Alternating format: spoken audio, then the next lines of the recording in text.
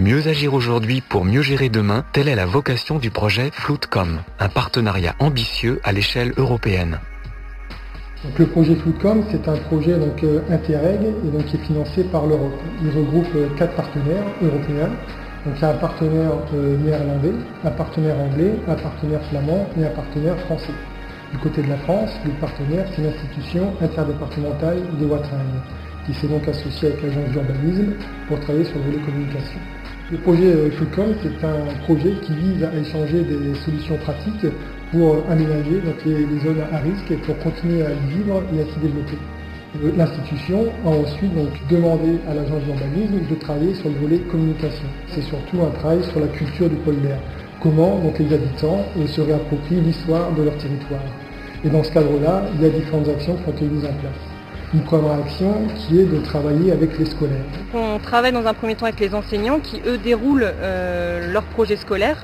Et donc on vient en appui à travers des visites sur le terrain, comme le site des 4 écluses, également une visite sur le territoire des Moires, qui est le territoire le plus bas par rapport au territoire des Watringues. Et puis donc, dans le cadre du projet Floodcom, on a d'autres supports pédagogiques qui ont été réalisés et qui, eux, viennent aussi compléter finalement la sensibilisation auprès des scolaires.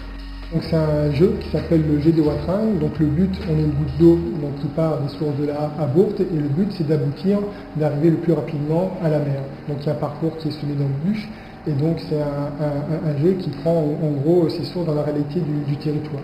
C'est vraiment pour que le grand public s'approprie le fonctionnement du territoire d'une façon extrêmement ludique.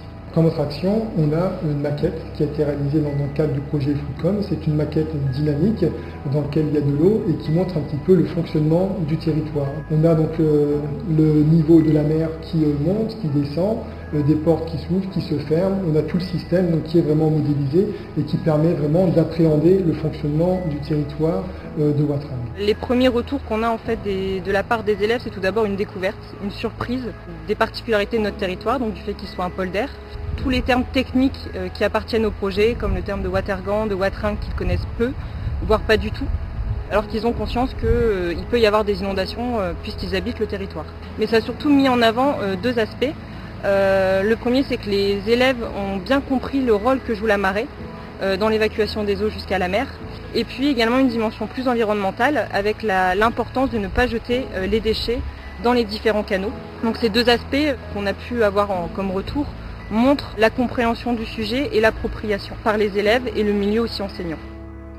Se réapproprier la culture du polder de manière ludique et pédagogique, c'est une façon de comprendre les enjeux et le fonctionnement des Watringues. C'est grâce à cette prise de conscience que nous serons capables d'évoluer et de nous adapter au changement climatique de demain. Je pense que pour l'instant, aujourd'hui, nous pouvons dire que le bilan est parfait. Nous n'avons eu aucune crise majeure. Nous avons pu évacuer parfaitement toutes les inondations, toutes les crues secteur jusqu'à aujourd'hui. Nous évacuons 130 mètres cubes secondes. Nos installations fonctionnent, elles sont en bon état.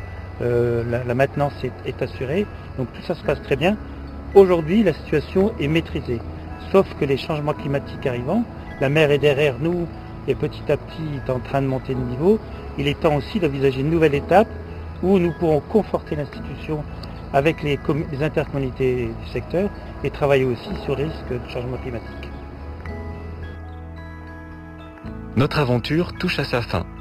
Nous avons vu que le système d'évacuation des eaux à la mer, avec ses ouvrages et les outils qui permettent de les piloter, ne cesse d'évoluer et de se perfectionner.